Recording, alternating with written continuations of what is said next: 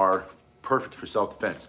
First one we're going to talk about is the collie stick. These are often used with one in each hand. You can also use it with one hand. I'm going to show you how police carry a tool that is exactly similar to this. It's based on this.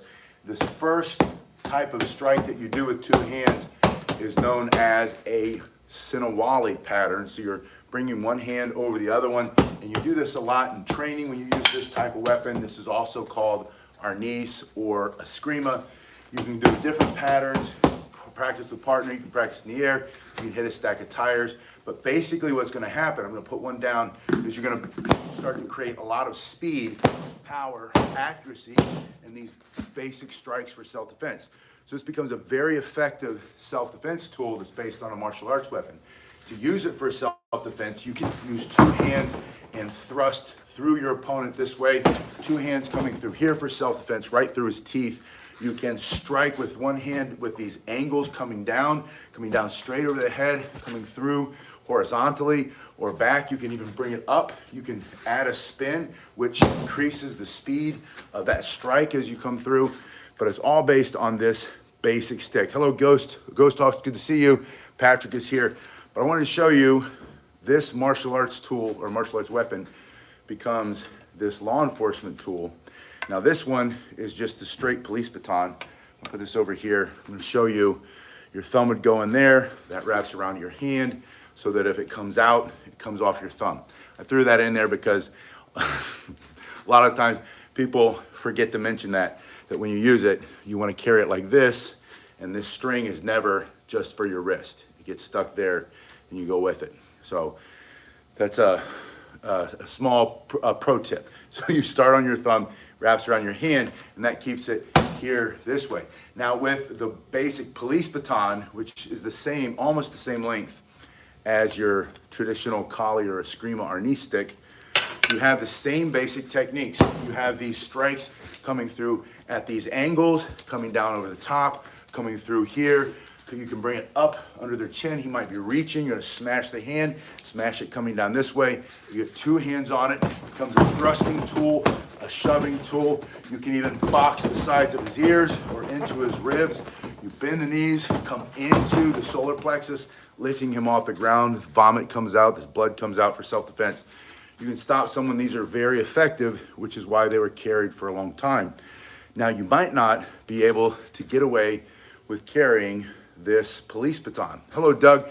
Doug actually sent me this particular baton. This was Doug's.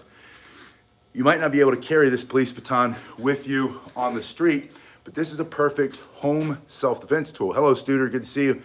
You can keep this inside your house for a home invasion, somebody who comes over who won't leave, who's threatening you, who's trying to take something from you, harm you, take your life. You can use this in the house. You can even keep this with you in the trunk of the car. I wouldn't put this under the seat or anywhere within reach. Law enforcement has a big problem with that if they find you with one of these. But if you had a pair of these and you had these inside, DS, thank you for saying, DS says, love your vids. Studer, thanks for that $20 super chat, much appreciated. But you carry a pair of these, tell them hey man, I'm headed to my martial arts class. I'm headed to the park to train. I practice with my collie sticks, and it's just a martial arts self-defense tool. Or maybe you don't bring this with you, but you train with these and you learn these basic angle strikes. Always come off of your shoulder, always fight from behind your stick. The follow through is very important. Turning your shoulders and your hips. You generate a lot of power with these, especially this. These are made out of rattan. I'll put a link below if you need a pair of these, or if you need the next self-defense tool. I'm going to show you the next martial arts weapon self-defense tool that you can use to protect yourself. But this one is extremely lightweight. It's rattan, so it's a grass. You'll see they come in peeled and unpeeled. This is unpeeled. I like these. I just prefer them a little bit better. These are great for practicing, especially when you start. You can work on wrist flexibility. When you do that, always keep your hands closed. G-Force Racing, new follower, thank you. G-Force talking about the Cane Masters canes. So you're coming forward this way. You can come inside and outside. Like I said, you can add this spin when you're doing your striking, adding this extra loop over your head, coming through the other way, increases the spin. I have a lot of videos here if you want to learn how to use these I like to teach them for self-defense. There are a lot of traditional things in Filipino martial arts that you can do that I don't do in my self-defense classes. I like to keep it simple. I like 2 hands on it. I like using it more like the riot baton or the police baton. But that brings me to the other martial arts self-defense tool to protect yourself, which is one of my very favorites, the Japanese or Okinawan tonfa. And the tonfa has a lot of features that also mimic the side handle baton. I want to say the side handle baton mimics the tonfa, because the side handle baton, PR24, this one's the traditional monadnock that a lot of you might have. This one did not come from Doug. Doug sent me some of these, but this one was the one that I carried as a 19-year-old MP, military policeman in the Marine Corps. This is the one I was first issued, and then it stayed with me for up until now. So I've had this, I'm old now, I've had this for a long time. This is my favorite self-defense tool. Of everything that you can or can't carry, this is my number one for its effectiveness. And I want to show you the tonfa first, and then I'll show you a little bit with that. But starting with this big knob, there are 2 reasons to have this knob here. One is to keep it from flying out of your hand, but 2, it's also to strike with. I guess you could say 3, the knob and the handle, is to catch and to trap. This is also a trapping weapon, like a lot of martial arts tools are, a lot of martial arts weapons are. But this as a hammer, think of it as a hammer, almost like a hatchet coming in. Very simple, very effective self-defense. You can do a lot of damage to defend yourself. Hello, Ian, it's good to see you. Yeah, Ian likes the no-nonsense approach. Tricks look good, but we want it to work, especially self-defense. I don't care if I'm gonna lower it just a little bit, the camera, because I want you to see when I hit him in the stomach. My bag, I don't have anybody here to hit in the stomach, but maybe one day we'll get somebody. What I usually do is I get somebody and I have them hit me in the stomach so you can see what happens. But using this, thrusting straight down this way is my favorite way to use it. So when you hold it here, it's gonna block your arm from their attack. Maybe they have a baseball bat or tire iron or a golf club, and you put this over here. Yeah, Doug says the PR24 brought fear to the bad guys. And you'll still see a lot of these. Hello, G. Carlton, it's good to see you. Good evening. You still see these a lot. These days, there are, sadly, pictures of riots of all kinds of craziness around the world, all different reasons. And you see the local police departments and law enforcement and the militaries putting down the riots. And you see these guys either coming at them with this, like this, or they're holding it like this. And then every once in a while you see them holding it this way. This is my favorite way. And again, it's so that you can defend that, but also holding it here, jabbing straight, just like you're doing punches. This is how you would use it. You would keep it in the center line of your body. You're gonna try to remove or destroy his ability to breathe temporarily or permanently for self-defense. Temporarily, his ability to breathe and stand up. You go a little bit lower, you hit him right there in that fascia, that thin muscle. You can create a hernia. You rip that, tear that, put him on the ground. Hello, Jeff. It's good to see you. Jeff says, really appreciate the video. But just simple, in this straight line, you would get into a good stance. And you can do the traditional horse riding stance if you know your karate or your martial arts, your traditional Japanese or Korean style or Chinese style. You can get in that stance and you can practice, or you can go more of a kind of a little bit bent knee stance and practice. You don't have to be so traditional when we're practicing self-defense using your martial arts weapons, but I do want you to extend through your shoulders and hips and generate more power, and I want you to practice it in a way that you're pushing yourself faster and faster so that you get winded and that you get your heart rate up and that you exercise your muscles and you build strength in these strikes so that when you need it, you can use it. Now, another thing that you can do is you can flip it out so that the longer side gives you extra reach. Now you're striking with that long side forward, and it's the same thing. You just spin it, and you're striking in that center line, coming in to his body, and this way. Now from here, you can also bring it down on top. You can bring it across this way, up under his groin, right between his legs, up under his chin, just from here. But this is also designed, which is why you have this big fat knob on the end of these. Your hand will close but not tightly, so that it can spin. And then you practice this. Make sure that's out of the way. And always come across your body fully, striking from one side to the other side. And from here, you heard it snap as I hit the other one. I also hit my pinky finger a little bit in there. Good reminder to pay attention. It's been a while since we've done these. Just bringing it, imagine that's just popping him right up under the chin, or maybe he's reaching out, he's trying to grab and you smack him with that. So bringing it up, and then always rechambering, bringing it back in here. Yeah, Doug said we have police officers who can do push-ups. Doug, I used to do push-ups with this. I used to do push-ups on these, but I've had these for so long. You'd hold them like this, you get down and you do your push-ups this way. But these, you can see, are made in a very traditional way. There's no metal. It has the wood peg, and it goes through there. You can see how it's kind of made. And I'm just afraid that as I get older, and my tonfa, which I've had for probably 40 years, they're getting older, and I don't want to break them. They have sentimental value. So I'm not doing push-ups on these anymore. But if I didn't fear breaking them, I would show you how to do that. But just coming across, because I love doing push-ups in all different ways. Practice this way over and over, but think about pushing, right? That's a strike, and then you catch him on the way by, smacking him across the face for self-defense and bringing it back in. And again, this is also something you might not be carrying with you every single day. Hello, Free Space, good to see you. Daryl, good to see you. But you could. Yeah, Daryl's in California. You could put these in a backpack, be walking down the street. Someone could say, hey, what do you do with those? They look like a weapon. You say, yeah, they are. They're my martial arts weapon. I'm going to my martial arts class. I'm going to train, or I'm going to the park to train. I've been learning these online. It's just a martial arts weapon. But it's also a self-defense tool that you can use to defend yourself. Yeah, there it is, Garrett. Garrett said that's what the cops have. There's the version that the police officers carry, or used to. Police officers around the world carry this more than any other baton, from what I've been told or from what I read. Hello, Matthew. It's good to see you. I saw you logged on a little bit after we got finished this morning. It's good to see you. But yeah, Ray, good to see you. Yeah, Ray says tonfa is a great weapon. You might not be able to carry this one. In fact, it might be illegal to have this wherever you live. So you want to check your local laws and your state laws. However, if you had this in your house,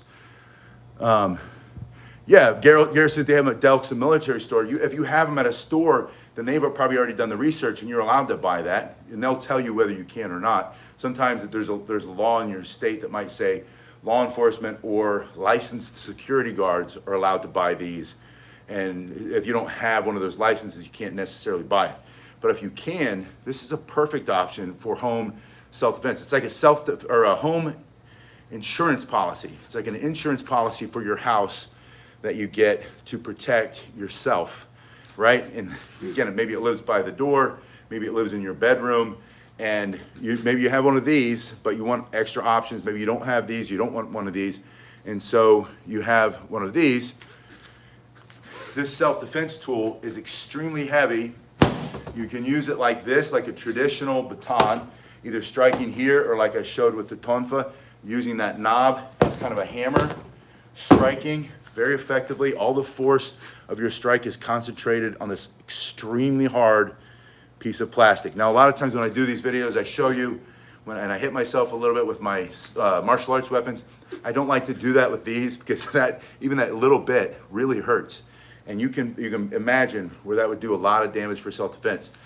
Holding it this way, you have all of those swinging motions, all the things coming up and down at angles. You have the thrusting straight in.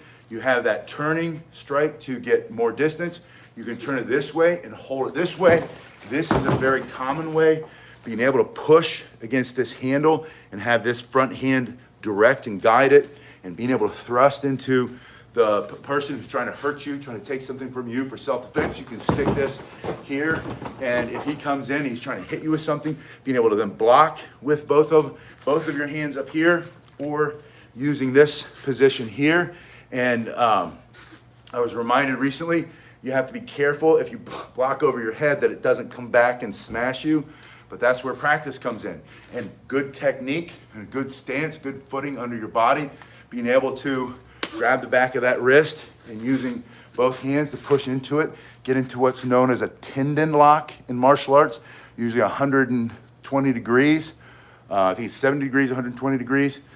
Whatever the opposite of 120 is on the other side of the circle. But that's about how much you want bent.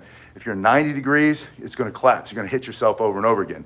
So you wanna be able to push out and away. So when you're here, this is the traditional martial arts high block, a lot of people will do it like this. You're hitting, it's because they're always looking down. That's why I tell them, look up, see where you're going. And all of a sudden your hand comes way up. But it's this angle above your body. And so you're blocking up, you're blocking down, you're blocking to one side, you're blocking to the other side. And then you have all your basic strikes. And you can also hold it here, which is why you can see the handle grip. The grip is there, carved in there, or formed. It's probably in a made in form. This one, I love it. It says made in USA. Has the patent number on it. Like I said, this one's very old, because I'm old. Made in New Hampshire. I'm trying to figure out, my eyes are getting old, I can't see what it says anymore, but it's made, it says other over here, I don't know what that means. But I'm holding it here, I can use it like I did the first baton that's similar to that collie stick that we used. I can use it two hands here and a thrust, I can push here, coming straight through his teeth for self-defense. You can even snap it out there and aim it a little bit more like that, although that seems unnecessary. Just pushing through is enough to push him back. In self-defense, like you said earlier, you don't want super fancy, you want what works. And some basic principles, situation awareness, pay attention, but always get in a better position. Put the weapon between you and the assailant for self-defense. The bad guy, the thug, the punk who's coming after you, you stand back, the other hand's always up and open. Hey, I'll defend myself, and then if you have to, just a quick, fast jab. And again, all the force of your strike is concentrated right there, and then it goes right into his teeth and to his nose, to his mouth. Anthony asked if I can ship this. I don't sell these, Anthony. I don't have a link for these. I do for these. If you look below, the first link has this martial arts weapon that you can use to defend yourself. And then it also has those Eskrima collie sticks, if you wanted to see those. And I'm pretty sure these do ship to California. There are martial arts schools all over California. Some of the best martial arts schools in the world are in California. And there's a lot of schools, traditional schools, Okinawan schools. And I know for a fact that you can get these in California because I've trained with them in California. I got this in California. Oh no, I had it in California. I was stationed at 29 Palms, Mojave Desert, military policeman, Marine Corps. I carried this. And I know if you're licensed as a security guard, I think, or as law enforcement, you can get this in California. Other than that, I don't know what the laws are. They change all the time, so you want to research it. It doesn't take much, just Google it, you'll find out very quickly. And you can find some companies, like a good, usually a law enforcement uniform store or a security guard uniform store. They often carry things like this, so you don't have to have it shipped. You can pick them up locally, or you can have them shipped. Don't buy these on Amazon. If you try to buy something like this on Amazon, you're gonna find some garbage. It's like white and it's foam, some kind of knockoff, or you'll see something that's a knockoff that's not really the same thing. It'll be like half the size. It'll be made out of some cheap plastic that'll cut your hand.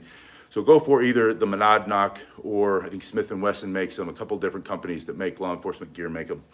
Or don't worry about the police style. Get one of these or get a pair of these and practice. Learn how to, block with one, strike with the other one. Learn how to snap them back and do all kinds of fancy stuff. It's been a while since I've messed with these, but you can get really good at these in self-defense.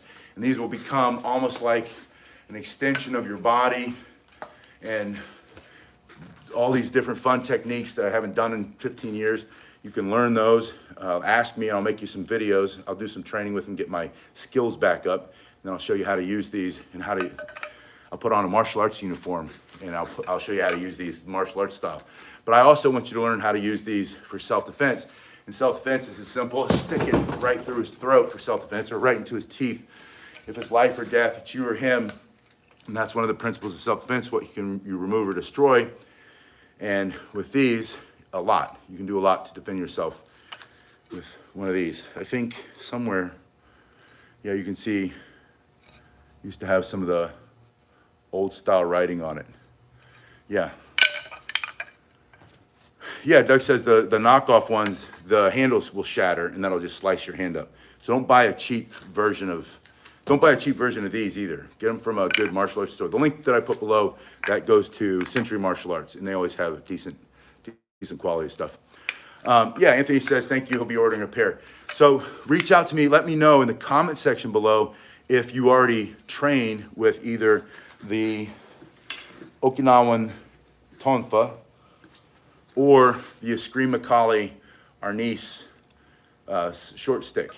These are generally, oh, thank you, Ian. Ian says outstanding content.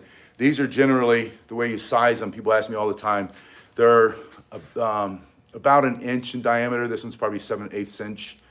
And it's a grass. It's not wood. You can see, if we bring it back a little bit, maybe the fibers of the grass, like a bamboo. I don't know if it's the same family or not. But it's like what they make furniture out of, rattan, and they strip it into thin strips and they weave it together. But this is what it looks like if you don't cut it down like that. And they're about as long as your middle finger to your armpit, or 26, 28 inches, I think are usually the two main sizes, and they're extremely inexpensive. They're not much. If you go to that first link, you'll see, I think they're like for a pair, you're like maybe 12 bucks at the most. I think depending on which ones you get. They're not that expensive. These are a little bit pricier, but like I said, I've had these for probably 40 years, I think. 52, so I think I got them when I was a tween or a teen. So I've had them since then. And yeah, I mean, they last forever. So either go with this, or go with both.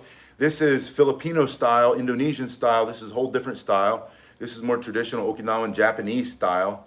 So allow yourself, that's the beauty of the internet. You have this global virtual dojo where you can learn from anybody and everybody if you keep your mind open and you don't get hung up on whatever little cosmetic things that you don't like. But learn how to do something new, right? Learn a little bit from this guy, go over, learn some from that lady, learn some from that guy, and you can master the basics and be your own guru, be your own instructor. And then one day when you have time, you have money, go find a martial arts school and train there. Or keep it self-defense style. I love self-defense now.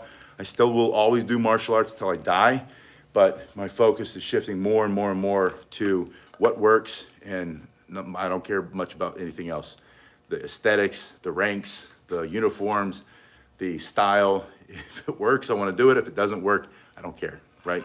I can appreciate it. I can appreciate when someone does good martial arts, but I also want to know, how do I defend myself and my family, keep myself safe? You guys have been awesome. Again, thanks, Stuarter, for that super chat, and I will see you guys in just a little bit. Gonzalez says, new subscriber, watched a lot of the videos, had a question, what should we do in a situation where the opponent has a gun? Pray. I think the first thing you have to do is pray, or before you pray.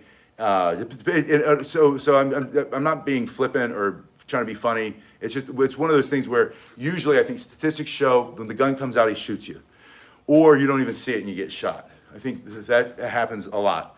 And then the idea that someone's going to hold a gun on you and rob you, give them all your stuff, right? Your life is much more valuable than your stuff. So if he's got a gun on you, he's robbing you, give him your stuff. If you know you're going to get shot, there's nothing else that you can do.